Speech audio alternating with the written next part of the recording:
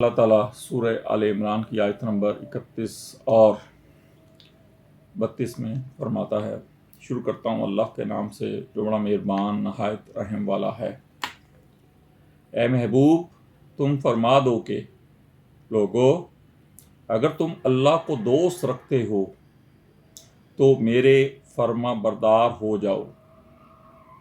اللہ تمہیں دوست رکھے گا اور تمہارے گناہ بخش دے گا، اور اللہ بخشنے والا مہربان ہے۔ تم فرما دو کہ حکم مانو اللہ اور رسول کا، پھر اگر وہ منہ پھیریں تو اللہ کو خوش نہیں آتے کافر۔ یہ آیت یہودیوں کے بارے میں نازل ہوئی کیونکہ وہ اس بات کو مانتے تھے کہ وہ یعنی یہودی اللہ کے بیٹے اور اس کے محبوب ہیں۔ جب یہ آیت نازل ہوئی تو عبداللہ بن ابی کہنے لگا کہ محمد صلی اللہ علیہ وسلم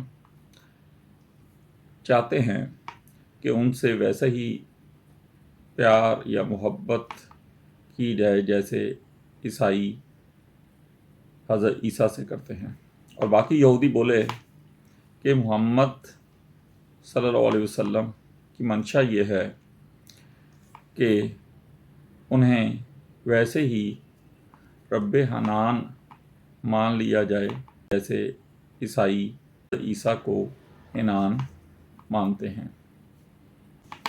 ان دونوں آیتوں میں اللہ تعالیٰ یہودیوں پر واضح فرما رہا ہے کہ تم میری اطاعت کرو اور میرے نبی کی اطاعت کرو، اور جو نبی کی اطاعت کرے گا اللہ اس سے محبت کرے گا۔